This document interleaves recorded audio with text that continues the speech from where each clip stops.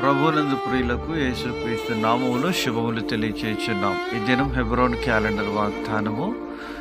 నీ భీకర కార్యముల విక్రమమును మనుష్యులు వివరించెదరు, నేను నీ మహత్యమును వర్ణించెదను. కీర్తనలు 145వ అధ్యాయము 6వ చరణంలో దైవజనుడి మాటలు తెలియజేస్తున్నాడు. ప్రియులారా, మరి దేవుని యొక్క భీకర కార్యములు వర్ణించడానికి అసఖ్యము.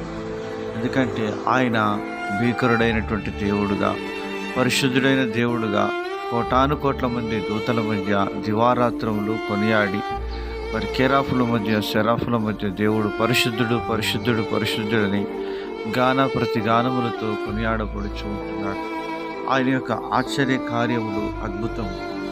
దేవుని యొక్క కార్యములను గురించి కీర్తనకారుడు మరి మాట్లాడుతూ ఈ యొక్క మాటలు తెలియజేస్తున్నాడు. దావీదు భక్తుడు 66వ కీర్తన 3వ చరణంలో, నీ కార్యములు ఎంతో భీకరమైనవి, నీ బలాతిశయమును బట్టి నీ శత్రువులు లొంగి నీ యొద్దకు వచ్చెదరు అని కీర్తిస్తున్నాడు. దేవుని కార్యములు మన ఎడల ఎంతో అద్భుతంగా జరిగిస్తూ వచ్చినాడు. ప్రియమైనటువంటి దేవుని ప్రజలారా, ఆయన భీకర కార్యములను మన ఎడల జరిగిస్తూ వచ్చినాడు. శత్రువైన అపవాదిని శిలువలో చితకద్రొక్కి శత్రు యొక్క బంధకాల్లో ఉన్నటువంటి నిర్ణయాన్ని విడిపించి ఆయన తన కృపాతిశయమును బట్టి మనకు రక్షణను అనుగ్రహిస్తూ వచ్చినాడు.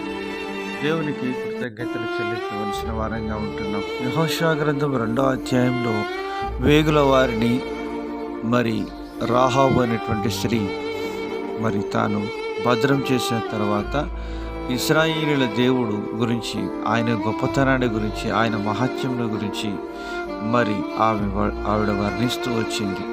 మీ దేవుడు పైన ఆకాశమందును కింద భూమి అందును దేవుడే అని సెలవిస్తూ ఉంది.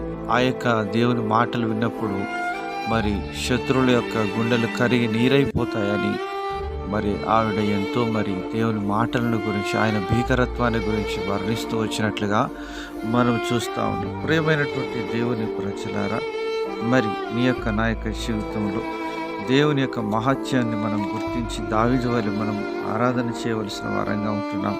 106వ కీర్తన 22వ చరణంలో, హాము దేశంలో ఆశ్చర్య కార్యములను ఎర్ర సముద్రం వద్ద భయము పుట్టించు క్రియలను చేసిన తమ రక్షకుడైన దేవుని మరిచిపోయారని ఇశ్రాయేలుల గురించి రాయబడి ఉంటుంది. మరి మన జీవితంలో దేవుడు చేసిన కార్యముల గురించి మనం మరిచిపోయే వారంగా ఉంటున్నామా?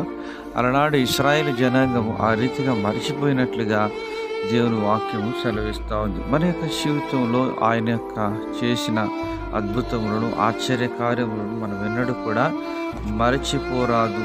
ఎందుకనగా దేవుడు మన ఎడల గొప్ప కార్యములు జరిగించేవాడుగా ఉంటున్నాడు. అలాగున దేవుని భయభక్తులు కలిగి ఆయన మహత్యమును, ఆయన గొప్పతనాన్ని లోకమునకు చాటుదుముగాక.